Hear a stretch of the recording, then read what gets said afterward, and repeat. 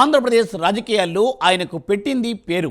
ఎక్కడ నెగ్గాలో కాదు, ఎక్కడ తగ్గాలో తెలిసినవాడు. గాయపడిన సింహం నుండి వచ్చే శ్వాస గర్జన కన్నా భయంకరంగా ఉంటుంది అనే పాపులర్ మూవీ డైలాగ్ మీరు వినే ఉంటారు. ఇది నిజమని నిరూపించిన నాయకుడు ఆయన.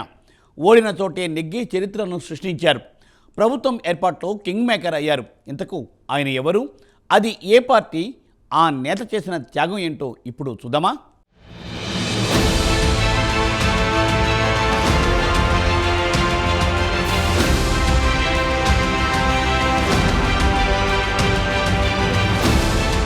ప్రస్తుతం ఏపీలో కూటమి ప్రభుత్వం నడుస్తోంది.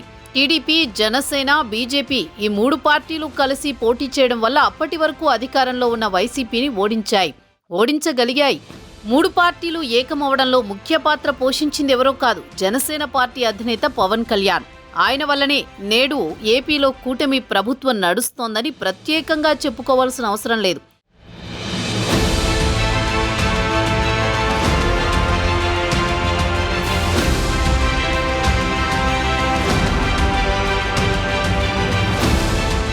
ఆనాడు చంద్రబాబును గత వైసీపీ ప్రభుత్వం అరెస్టు చేసి జైల్లో పెడితే చంద్రబాబుకు తాను తోడుగా ఉంటానని, ఏపీలో వైసీపీ అంతానికి ఇదే నాంది అని నొక్కి చెప్పి మరీ టీడీపీతో జత కట్టారు పవన్. ఆ రోజు నుంచి ఇప్పటి వరకు కూడా టీడీపీని, చంద్రబాబును వదల్లేదు. ప్రస్తుతం ఏపీ ప్రభుత్వంలో డిప్యూటీ సీఎంగా బాధ్యతలు నిర్వహిస్తున్నారు.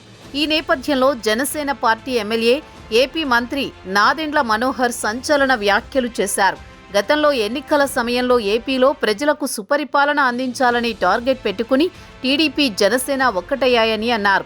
అంతేకాకుండా ఇప్పుడు చంద్రబాబు సీఎంగా ఉన్నారంటే ఈ క్రెడిట్ అంతా జనసేన పార్టీ అధినేత పవన్ కు మాత్రమే దక్కుతుందని అన్నారు.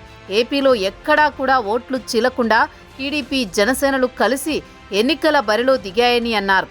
తాము ప్రభుత్వంలో భాగస్వాములం, టీడీపీ నుంచి చంద్రబాబు సీఎంగా ఉండడానికి పవన్ కారణమని ఆసక్తికర వ్యాఖ్యలు చేశారు.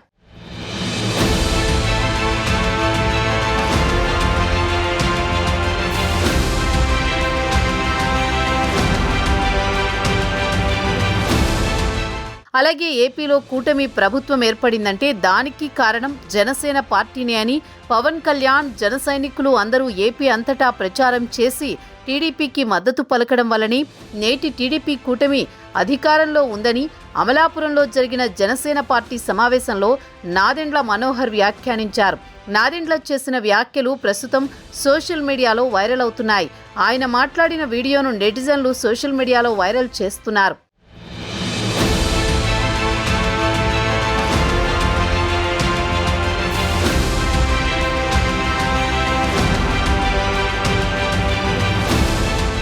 అయితే నాదెండ్ల చెప్పినట్టుగానే ఏపీలో టీడీపీ, జనసేన, బీజేపీ ఒకే గొడుగు కిందకు రావడానికి పవన్ కళ్యాణ్ చేసిన కృషి ప్రత్యేకించి చెప్పక్కర్లేదు. 151 సీట్లతో ఏకఛత్రాధిపత్యం వహిస్తూ అప్పటి ప్రత్యర్థి పార్టీలను లెక్కలేకుండా మాట్లాడుతూ కేసులు పెడుతూ స్వైర విహారం చేస్తున్న వైసీపీని గద్దెదించడంలో పవన్ కళ్యాణ్ పాత్ర మరువలేనిదని ఆయన వ్యాఖ్యానించారు. ఈ రోజు పొత్తు ఉందంటే పవన్ కళ్యాణ్ వల్లేనని, జనసేన పార్టీ త్యాగం చేసిందని నాదెండ్ల పేర్కొన్నారు. చిన్న చిన్న సమస్యలు ఉంటాయని, ఏ రాజకీయ పార్టీలోనైనా ఉంటాయన్నారు. సమస్యలపై జాగ్రత్తగా, సహనం, ఓపికతో పరిష్కారం చేసుకోవాలని తెలిపారు. ప్రభుత్వంలో జనసేన భాగస్వామిగా ఉందని నాదెండ్ల మనోహర్ స్పష్టం చేశారు. టీడీపీ, జనసేన, బీజేపీ కూటమిగా రాష్ట్ర ప్రజలకు అంకిత భావంతో పనిచేస్తున్నామన్నారు. పదవులు రావచ్చని, రాకపోవచ్చని, కానీ ప్రజలకు సేవ చేసే సువర్ణ అవకాశం వచ్చిందని మంత్రి నాదెండ్ల తెలిపారు.